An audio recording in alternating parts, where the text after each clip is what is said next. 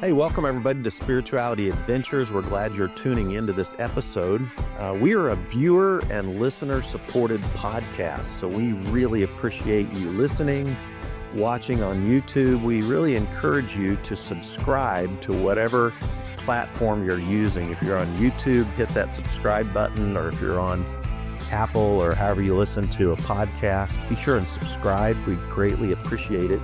Also, make comments if you like it and share it if you like it. We really need people to make comments and share the episodes that you like. And then also, if you're not already a supporter, we really would encourage you to go to spiritualityadventures.com and you can pick a tier, and we have bonus content for every type of giver. This is a nonprofit, so they're tax-deductible donations, but we do provide bonus content for those who are supporters. So be a part of the team, help support Spirituality Adventures, and we're so glad you're tuning into this episode. Hey, thanks everybody for tuning into this episode of Spirituality Adventures, and I'm excited to interview Lora McDonald today. Lora, thanks for being on Spirituality Adventures. Thank you. Thanks for having me. I've known of you for a long time, but only recently started going to the MORE2 meetings, and we got to have lunch together a few weeks ago. Love the work you're doing. Lora is the director for one of the local chapter of the Gamaliel Community Organizing Network, and our local chapter in Kansas City is called MORE2, which stands for Metro Organization for Racial and Economic Equity. Nailed it. So, I always like to get a little bit of your origin story, kind of where you grew up, if you have if you grew up in a family with a faith background or that kind of thing. And then, bring us in, like, how in the world did you get connected to community organizing? And by the way, I grew up in a world where we didn't even know about community organizing. I grew up in a pretty white evangelical world. We really didn't do this kind of stuff, So I'm gonna play the dumb white guy for this interview, and you're gonna help educate me and a whole bunch of others, hopefully, that are listening in. Okay? Okay. Do they have to be dumb white guys or just any white guy? We just are in general, So no, I'm just being silly with myself here. So, but yeah. So give us a little of your background and what got you into organizing. So, depending on which day I get asked, I tell a different story because there's so many stories about why I organize. But I'm from rural Missouri. Think my first glimpse of organizing was my mom organizing to save kindergarten in rural Missouri, in Strasburg, Missouri, because my brother was going to start kindergarten and they lopped it off that year. Who knew? That's actually still a state law in Missouri. You don't have to have kindergarten in your school district. So that was the first kind of glimpse of when the government does something wrong that doesn't make sense. You can actually, in my mom's case, renegotiate, kind of bring the impacted people together. So she drove all over rural Missouri, meeting with other people's parents and making that fight.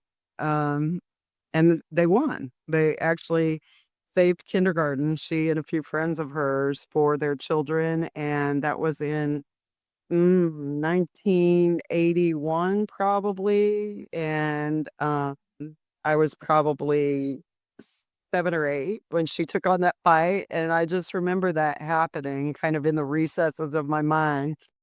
I asked my mom not that long ago, did you ever think about you saved kindergarten for 40 years of students? And she got quiet for a second and she goes, nope, I just did it for Steve.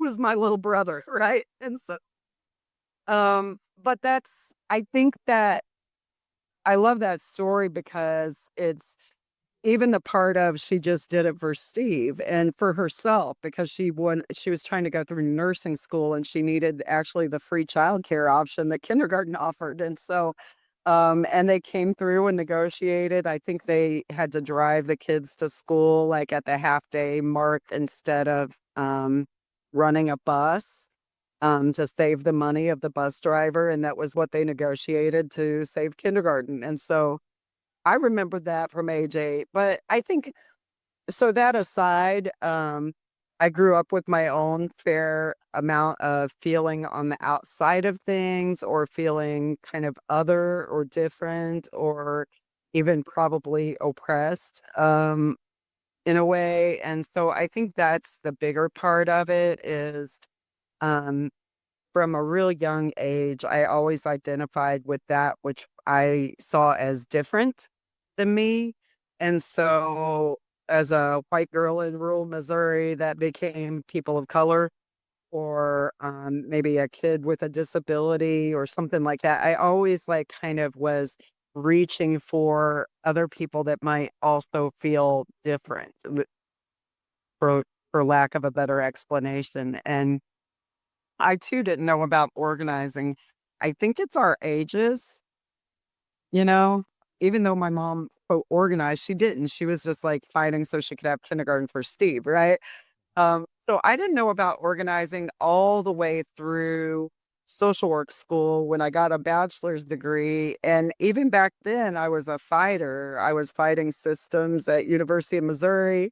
I was fighting the prison I got assigned to work at in Boonville Prison for my social work practicum. I think I was always like trying to create change, not fighting for the sake of fighting, but fighting for gosh, that doesn't make sense for these people here. Why don't we like try something different? Mm. Okay, so I'm curious, did you have like, what do you think that launched you into social work and caring about those kind of things, or was there a family faith background that influenced you Oh yeah. whatsoever? Yeah.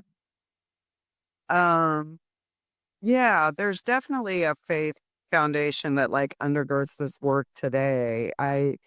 I grew up in a non-denominational church in rural Missouri. So there were two churches in our town. One was Baptist, and my mom said we weren't Baptist. So we went to the non-denominational church. That's all I knew. And our whole family went. Oddly, my parents were both unchurched as kids born in 1950 in rural Missouri. They were pretty stigmatized, I would say, especially my mom. So it was a big deal to go to church. And I think, I mean, just like foundationally, I would say that theology was kind of all over the place in that church, but I knew a few things for sure. Like you're supposed to care for all of God's creatures, including the humans, that all of God's creatures have purpose and you should treat each other as best as you can. That was kind of my whole foundation and love God, right? And so as you love yourself, as you love the others, like love God. That was kind of it. And I went to church until I was 17 and I actually quit in protest. And then I returned in when I was 34. So I was churched for 17 years, unchurched for 17 years. And it was sometime after I went back to church that I really started claiming God in my public work and that I found organizing. I really do think that this job was really kind of aligned and ordered for me.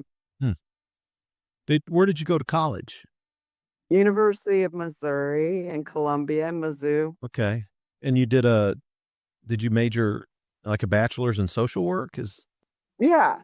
Okay. Yeah, I think I thought I was gonna be an accountant, but I liked people a little bit too much and thought accounting, kind of spring season sounded real boring as an accountant. So, Okay. And then what was your post college deal? Did you end up doing graduate work or jump right into social work? No, I don't love school. I don't like even though I have all those books on the side of my bed, I don't love to read. I like to experience human beings directly and like just talk and learn from other people. So I wanted for sure, let me finish college and hightail it to the city is what I would say. I'm going to hightail it to Kansas City and get a job. And so my first job was family services. I actually did adoptions for the state. Hmm. And then my next job, I was actually the opposite, helping kids go home from state custody and reunify with their family on a contract with the state at a little organization here. And that organization picked up some foster and adoptive contracts with the state, and then I started doing the adoption stuff for them. So I kind of did a lot of stuff around the foster care system in like my first 5 years of my career. Okay. One of my dear friends, have you ever met Dr. Michelle Kylo? She works with Foster Care Connect now and with Oh, CCR, Center for Resolution. But anyway, yeah. Um, what? So, how how did you start then getting into community organizing? What was your step into that? yeah. Um, it kind of like several things pointed me to that. Really, from the very first, when I was working at my practicum in the prison in Boonville, that's when I first remember going, I need to change these systems, but I didn't have organizing really in my vocabulary as a way to do that. Then around the early 2000s, probably 2007 or so, you started hearing more about community organizing. It's because Obama was running for office, right? And around that same time, I had a mentor who had been a community organizer for a number of years. His name's Mishkat Azubair. Mishkat's actually not just the guy that kind of introduced me to traditional community organizing. He's actually the guy that sent me back to church, and he's a Muslim guy. So yeah, so about the same time that I, kind of rekindled my relationship with God and church, God was always there, just I wasn't always showing up right. About that same time, I think I was introduced to organizing and I started organizing at my next job. I wasn't hired to organize, but I started organizing. So for because I'm referring to myself as the dumb white guy. I'm just being facetious, but what is community organizing? Because like literally, when I think back on my whole career and going to Baylor and Southwestern Baptist Seminary and being a pastor, I didn't we just didn't talk about that, right? I think maybe we thought the whole America was past slavery and everything's a fair playing field for every, it's a very white privileged kind of perspective, right? And I probably wasn't even aware that I had a white privilege perspective, because it was just the air that I breathed. And I you have to get outside that air and breathe some other air sometimes before you realize there's different experiences in this world and in this country and all of that. So what is community organizing? And yeah, give us your community organizing 101 explanation. Yeah. So, in short, what we're trying to do when we organize community is build power amongst ordinary people to have more control about their fate and their destiny and their access and their, all kinds of things. So we organizers fundamentally believe that communities are organized, but not necessarily around the community's interest, if that makes sense. So our job is to reorder things with that community for their interest. in our work, it's faith-based. So our communities that we organize are congregations, Christian, Buddhist, Jewish, Unitarian.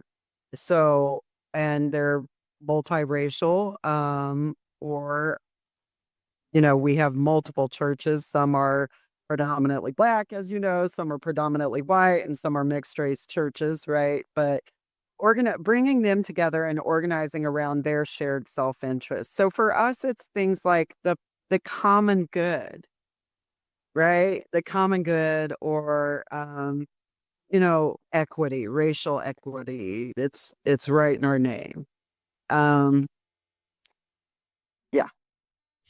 So, Give us a little. So, More Squared is a local chapter of Gamaliel, which is a national network for community organizing. I think it was founded in the 1980s, right? Which came out of, if I understand it right, even post World War II, there was a guy named Saul Linsky you got who it. started, what is it? I always get the letters wrong. IAF or IAF, A. Industrial Areas Foundation. Yeah, and that was one of the first ones, right? And he kind of developed some philosophy of community organizing. Give us a little education about that, and then how Gamaliel formed, and that. Yeah. So, because by the way, Obama just opened up his library in Southside Chicago, right? Yeah. I just recently interviewed Carl Boyd. I don't know if you know Carl, but he grew up Southside Chicago. We talked about some of some of his experience with Jesse Jackson, Southside Chicago, and community organizing. So, yeah, give us just a little history of that stuff. I haven't seen Mr. Boyd in years, but he's wonderful, isn't he? This is delightful. Well, yeah, for the Gamaliel Network, our founder and his wife, the co-founder, Greg Galuzzo is his name. And Greg was a Jesuit priest who studied under Saul Alinsky, as did several Jesuit priests back in the day in Chicago. And so Greg and at least a couple of these other guys went on to found what became these national networks. And ours is the Gamaliel Network.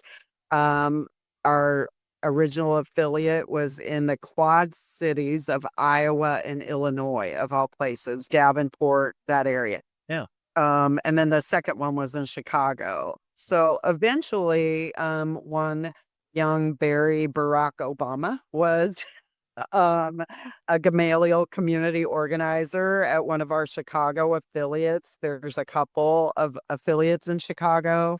One is organized around a neighborhood, Pilsen, where the founders actually lived. And then there's a couple of other faith-based affiliates in Chicago. But most of us, Gamaliel's in, I believe, 17 states and 46 cities. And most of us are faith-based in nature, and we organize in faith communities. There's a couple of outliers, like one that organizes around disability rights. Okay. All right. So, when did the local chapter in Kansas City get started? Yeah, so it's they actually were, you mentioned the IAF, and I believe it was an IAF organizer that originally tried to get something going in the very late 90s, very early 2000s. And it didn't take. And then there were these people. What usually happens is an organizer kind of comes to town or lives here, and they start meeting with a bunch of clergy. Usually we meet with leaders first. So it might be, if you're a neighborhood organizer, you're meeting with neighborhood leaders or building leaders. As tenant organizer, we meet with faith leaders usually. It might be a deacon, it might be, clergy, it might be the moderator at a church, right? But you start meeting with lots and lots of people, and then you pull those people together around some kind of shared interest, and you just start to call the question, like, should we form this group and work on these things, right? So that happened in the very early 2000s. We call our birthday September 19th of 2004. And that's the date that 11 congregations formed a covenant at St. Stephen Baptist Church in Kansas City and built Moore Squared. Okay. Very cool. How long have you been the director at More Squared? Ooh, way too long, Fred. They're trying to get rid of it. No.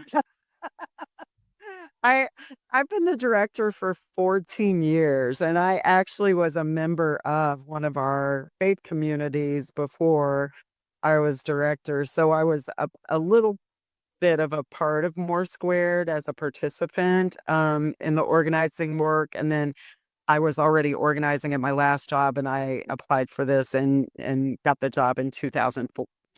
2012. 2012. So yeah. Okay.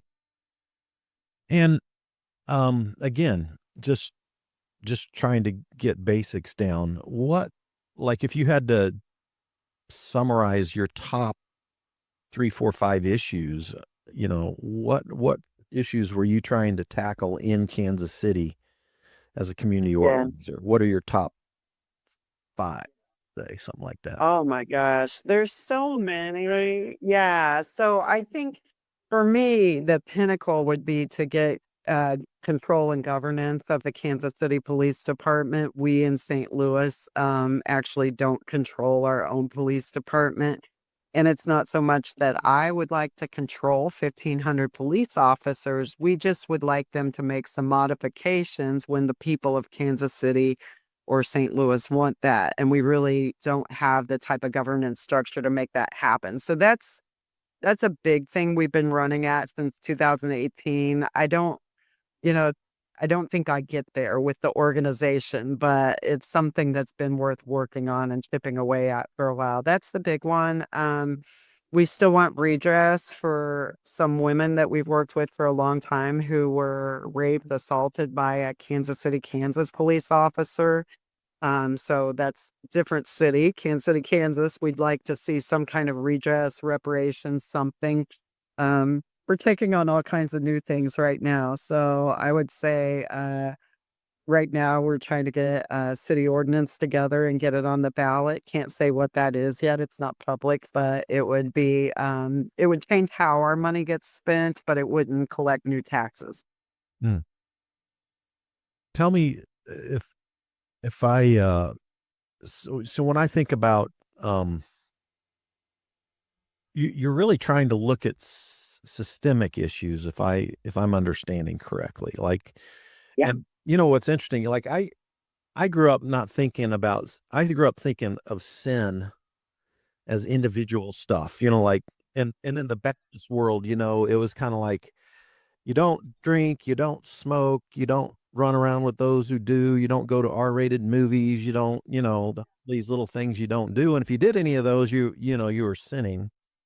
And a lot of them were kind of silly, some of the rules were not really, uh, it wasn't like you were necessarily doing harm to somebody. It was just kind of seemed like like a, a weird rule, and then I remember in seminary, like I was ordained Southern Baptist, I went to Baylor and Southwestern Baptist Theological Seminary. They never talked about systemic sin. We only talked about individual sin and like individual salvation.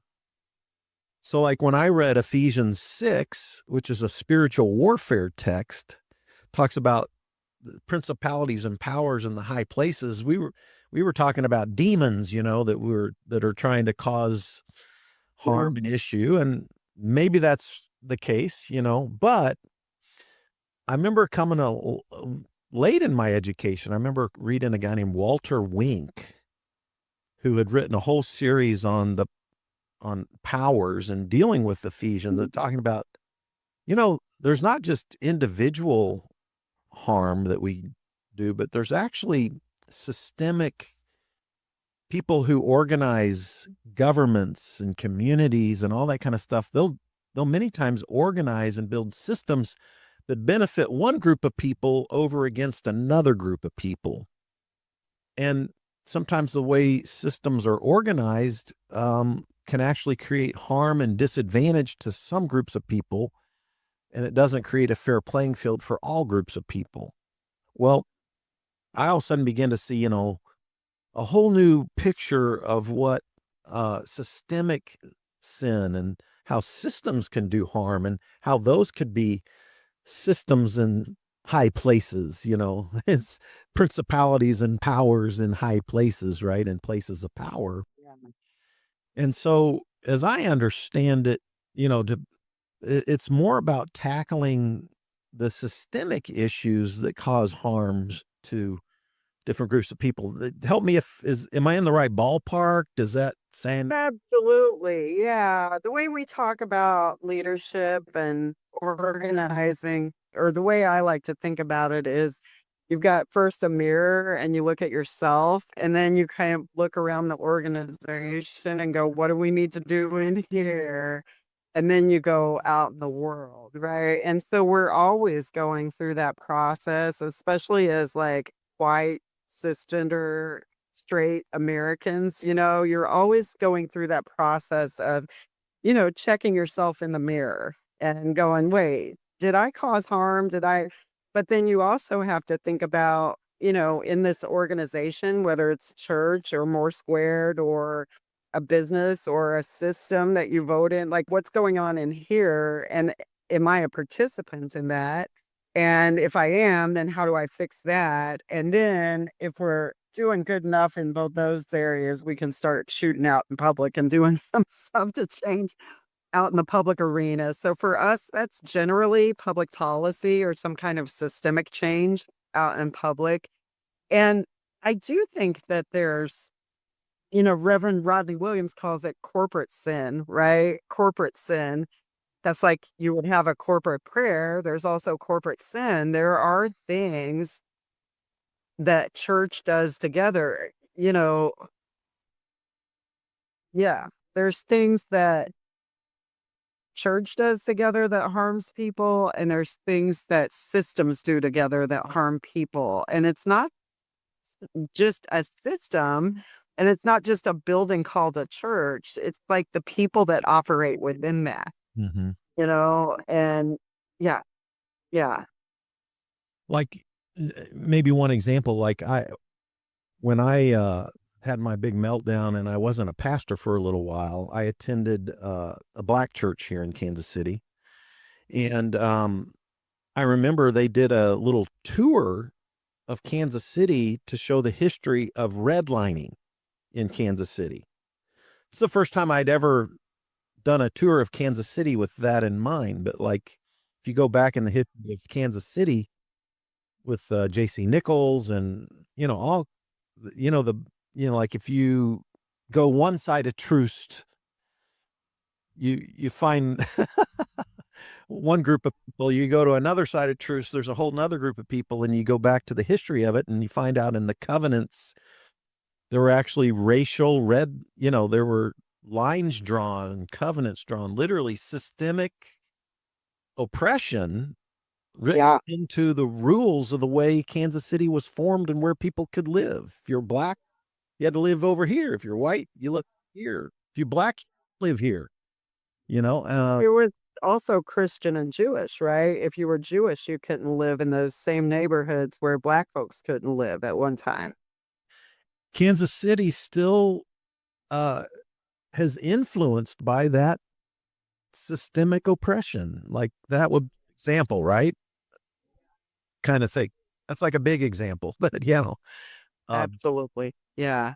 There's so many examples, right? Like all of the racial stuff that all the racial outrageous racial things that white people did throughout history, we always used religion to defend those things too, right? Like, so I think it's really important when you're doing faith-based organizing to have some of that context and understand. The other thing is, though, the church, if you think about the church in the South, like the church in the South for Black folks was where people could get roles or have a public life or have a position of power and authority, so we had things like deacon and motherboards created, and places that would give prominence to, Black Americans when they were really stripped of being able to have a public life, by all other accounts. And so I think for me, getting the privilege of getting to go in and organize within Black church, and you have to have that kind of understanding, and then also understand the harms done by church, no matter what flavor, denomination, race, whatever the church predominantly is, there's been harms done. Right now, I'm sitting in a church on Linwood and Olive in Kansas City, Missouri, where my office is. And it's in that area that people were segregated to live in, right, at one time. And this very church, one time we had a big public meeting and Congressman Cleaver was speaking at it. And he turns around and gestures to the choir that was brought in from, I believe, from Pastor Brooks' church that day, from Oasis, or Zion Grove at the time. Yeah. It was from another church, I remember. I can't remember which church for sure, but Reverend Cleaver gestures and he says, I'm going to go call my cousin tonight. I can't believe there's a Black choir in this choir loft at this church. And so a lot of folks don't know, but his cousin, Congressman Cleaver's cousins with Eldridge Cleaver, right? And people in the Black Panther Party. And he has a cousin that's actually in exile. And that's who he was talking about. I'm going to call my cousin tonight because my cousin, who no longer lives here, was once with the Panther Party, and they tried to integrate this church back in the 1960s. They were standing outside those front doors right there with weapons. That's what he said on a Sunday morning, right? And so, yeah, I think, well, that day we were all kind of tickled by it because, yes, we have a Black choir in this choir loft. And this church has been multiracial and is one of our more multiracial, steadfastly multiracial churches in More Squared. It also really points to that wasn't that long ago, right? Like Congressman Cleaver remembers that happening here in Kansas City, and he's a sitting congressman, right? So I think it's important for us to always really pull from and know that history. I don't know all of it. I'm always still learning about um, racial oppression within the church. Mm-hmm. I think the church continues to commit racial oppression. I think we as an organization sometimes engage in racial oppression, and sometimes it's those I don't like the term microaggression, but sometimes it's like interpersonal racism. Mm-hmm. And sometimes it's like probably we're picking the wrong battle in public. Yeah. Well, yeah, it's heavy stuff. So yeah, we should all go to God with all of these heavy questions, right? And really discern. Yeah, I grew up in the Northland, graduated from Park Hill, had, Black friends that did sports together, and we were friends. And I never even reflected on the thought that their experience was different than mine. Isn't that weird? Yeah. I mean, we were friends and we loved each other. And I don't know. And then I go to Baylor and it's largely white, and Southern Baptist. And I just grew up in a very white world and white churches. For me, what was fascinating, I was pastoring this church up in the very north end of Kansas City, Missouri, the church that I started called Vineyard Church. And it's 15 or 20 years ago, an article came out in the Kansas City Star, and I can't even remember the exact title of it, but you'll probably remember it. A guy there were more people on death row in the state of Missouri from one zip code. 64130. Yeah, Tony Russo.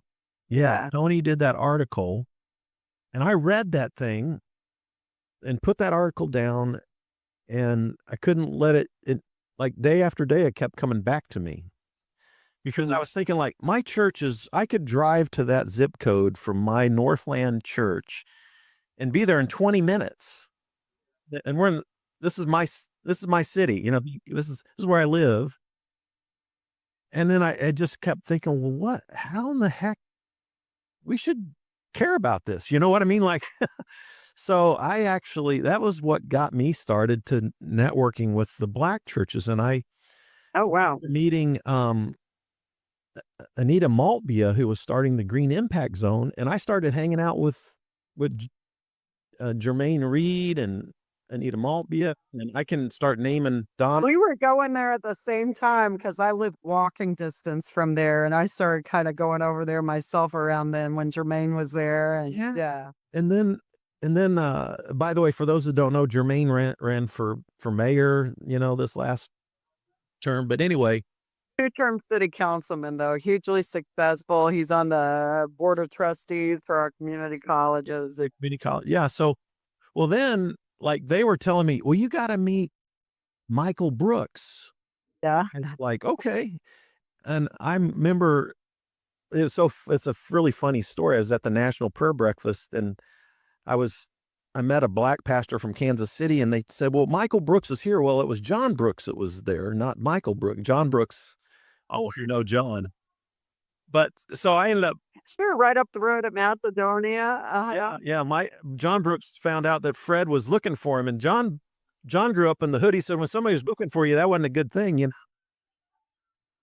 But I ended up meeting John, and then I ended up meeting Michael, and then both of those guys became really close friends, and we started we did a lot of stuff together. That's when I really began to see the world through the black experience, when I began to build these relationships with black pastors in Kansas City.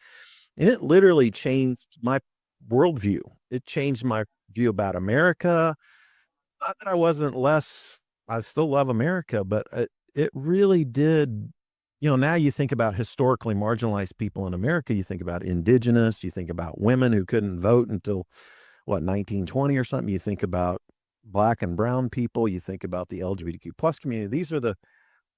And then now I think about Jesus and the marginalized, and I'm like going, this is what we should have been doing all along. And like, how did I miss this whole part of the gospel growing up in sort of a white evangelical church, And it's like that, see it as that, like, this is the heart of the gospel kind of stuff. Think there's like a tint of this, our race, that we read scripture through, right? It's like you're looking through tinted sunglasses almost, but you're tinting it with your race and your wealth or poverty. And, you're reading scripture through who you are, right? And so those relationships are so critical. Context is pretty important with scripture as well, but those relationships that really can share with you what they see versus what you see are so important to me. I don't know what I would be doing if I wasn't in relationship with a lot of black folks. But I know I wouldn't be doing this. Mm, yeah. Well, it's certainly changed me and my world and how I see things. And, of course, it's endeared me to so many great friends now. And so, yeah, so I love the work you're doing. What, I want to ask, what are some of your top priorities right now for More Squared at the moment? And then I also want to talk about the upcoming election and the amendments that are on the ballot for the state of Missouri. So we got just a handful of more minutes here, but Okay. yeah, what are More Squared's top priorities at this moment right now? Yeah, our big ones, we're trying to get this issue on the ballot in the next couple of weeks around our funding at City Hall. So that's a local issue, but it would give more funding support to buses and parks and some other things like that. Um, we have, like I said, the redress and KCK. We really need to figure something out in my tenure over in Kansas City, Kansas. And they have a black woman mayor for the first time. So I think that some of the black women victims of the cop might finally be able to sit down with somebody who at least understands them demographically better than the past mayors have. So looking forward to that. And on the short order, what we're really busying ourselves with right now is We launch a campaign this evening called Black Men Vote. They see, and it's Black men doing relational voter engagement with their other Black men in their lives. So we just train people, but they tell us what they want to do, and then we'll have a generic get out the vote.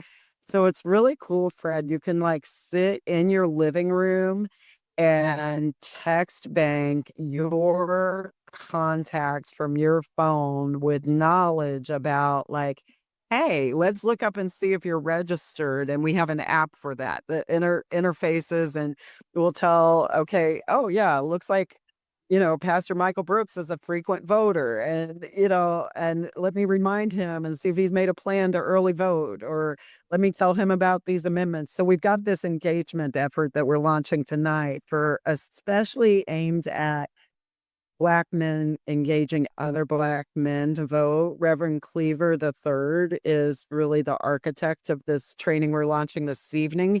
And then we'll be doing more with you and your folks, the clergy, like all the clergy that we've been organizing for a while. As you know, you've been kind of culminating around a couple of issues. So you're very concerned. You, the clergy of MORE2 in Kansas City, are concerned with um, Medicaid expansion in Kansas, and more broadly, just the cuts of healthcare in Missouri.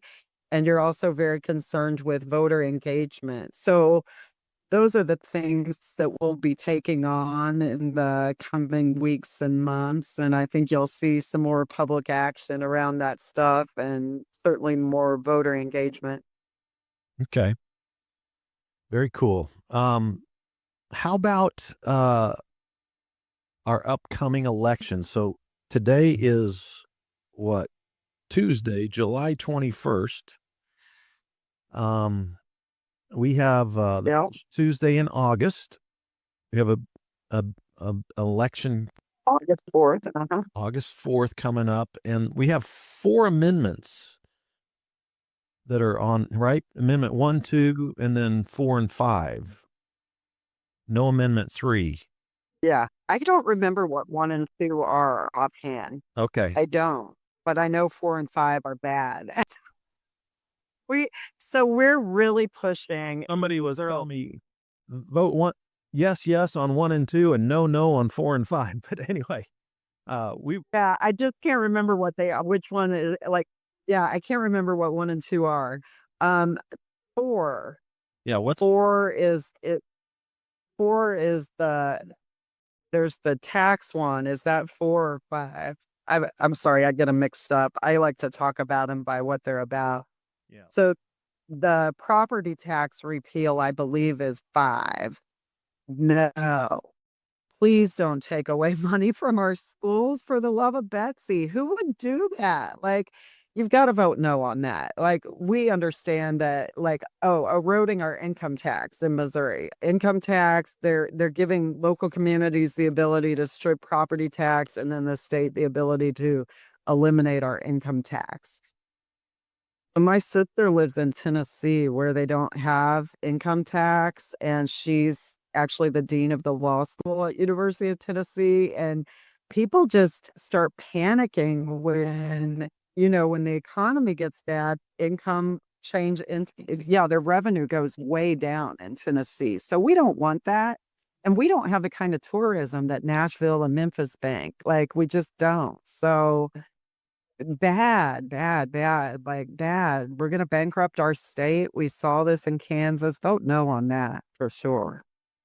the way is that the way I've seen some of the commercials that are trying to get people to vote for it is they're just taking your money, and you want to get your money to your own kids. That's kind Oh of, my gosh, that's you know, exactly it's a real strange, like, bait and switch commercial, and it's sinister looking. But listen, Fred, we know what our taxes pay for. We drive down the highway, dang it. Every time you hit a pothole or don't, that's your taxes or not. Yeah. Like, it's not rocket science. Like, we have to pay for all this infrastructure, and we're pretty bare bones as a state. So of course we need taxes in our state, and we need, education funding and all these. University of Missouri wasn't cheap, but it's way more expensive now. Like we have got to offset some of the burden that people are paying through taxes. Um, yeah, I have so much to say, but sales tax, if you think about it, the poorer you are, the bigger percentage of your money goes to purchasing things, Yeah. right? Like groceries or medicine or whatever. So poorer people pay a bigger percentage of their income to sales tax. And if that's how we're primarily collecting money, we're basically taking more and more money from poorer and poorer people and expecting them to offset the budget. And guess what? They don't have it right now. So yeah, big no on that one. And then the other one is about our ballot initiative. 4 and 5 are taxes and ballot initiative. And statewide, we know how to do ballot initiatives and we're really good at it. And so this is the legislature trying to make it rig it so we cannot keep winning things. And I mean, we, the people that have passed petitions in Missouri, we've gotten Medicaid expansion for working Missourians to get healthcare coverage that sometimes they pay for, but we passed that. We've raised minimum wage a couple of times. We passed earned sick leave recently. We got right to work repealed. Some other folks did medical marijuana and then marijuana passage, which created quite amount of money in our coffers in our city and state where we pay taxes. So yeah, I just Well, and we can't say enough about the ballot initiative. So vote no on that. That's a dumb one. it's an yeah, because if you get enough people to sign a petition, we can democratically get something up for election, right? That's right. And And this we can do what the legislature won't. Right. And so there's 8 congressional districts in Missouri. Right now, for a petition to qualify, you have to get a percentage of signatures in 6 of those 8 districts. They're saying you'd have to get a percentage in all of them. Well, so one little part of Missouri would decide what the other 6 are. It's not even majority rule. It makes 0 sense. It makes 0 sense. It's just bad policy. And the people doing this kind of stuff, they're not always going to be in power. It feels really short-sighted, right? Like well, it let might be you that wants to run the ballot initiative one day. right. I think when something comes through that they don't support, that they want to be able to crush it, even though it's a majority issue. So it really does take away democracy in the state of Missouri if yeah. So whenever That's right. yeah, yeah. Well, when you sow bad seeds, we all know what you reap, Fred. So, I think we've got to make sure we're doing right by each other and looking out for the common good. And so that's what I think. This is just me personally. I think a no vote on those 2 things is definitely us looking out for the common good and our fellow Missourians. Yeah. And in Kansas, just doggone it, go vote. Kansas is real interesting. They've got a gubernatorial race. They've got U.S. Senate races. They've got, up and down the ballot, really important elections. I know there's a clergy or so on the ballot for a United States seat over there. It's going to be an interesting race. My dear friend Adam Hamilton is running for, and I think there hasn't been a Democratic U.S. senator in Kansas since 1933. Yeah, I had 38 in my head, but it's in this 90 years or so, like that's insane. I do think this isn't me getting partisan or candidate specific, but that guy's got a real good chance, doesn't he? Because he's got thousands of constituents in his Yeah. church. I think he's raised 3 million or so just on small donations. And he just announced 10 weeks ago or 12 weeks ago. Yeah, At it was. It Mayo. was. Yeah. And then I think for sure, I think he'll win the Democratic nomination, but then he's going up against Marshall, who's an incumbent who, Wow. yeah. But anyway, yeah, So if he there's doesn't win, we are accepting donations. So if he doesn't win, he has campaign leftovers. right. We will always accept donations. But yeah, I think he's got a good chance over there, right? Like, Yeah, I think a few weeks ago I looked, he was 8 points down against Marshall, but that he hadn't even solidified the no yet. Yeah. So anyway, well, yeah. Well, Laura, I love what you're doing. I appreciate your, how many times have you been arrested? um, probably two, just two. Two. Wait, is that right? Yeah, I think two. That's two more than me. So, yeah. Really? If you, you might be saying that but to the wrong person because I can arrange something if we want. Well, I've been trying to show up at, I went to the Gamaliel or Yeah. the Gamaliel. I've been going to the MORE2 meetings, but the thing we did at Troost and Cleaver, the still like the gerrymander, I was there, and I've been going to No Kings and different things like that. So I'm It's a trying secret, but we usually plan to get arrested. So what I would. yeah, so we'll have to plan it out. But the good part is when you plan to get arrested, people are usually waiting at the station with your bail money. You don't have to spend much time in there. Right. Yeah, Well, it is a statement, isn't it? So it is. It is. It is. We did it for a really important cause, fast food workers, and raising the wage and giving them the right to union. So yeah, it was I grew up in a minimum wage household, and so that was a really big deal to me. mm. Yeah, it's interesting. The unions in America were really created out of these community organizing groups, Oh yeah. and yet there's a lot of union people that I know right now that don't even understand the history.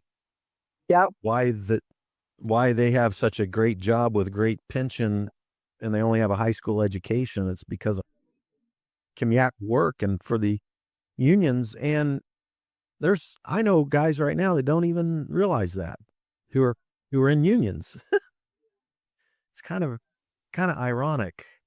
No, the stories of like John Lewis and the auto workers. I don't mean that John Lewis, I mean the union one. Right. And the stories of the Pullman porters, like these stories are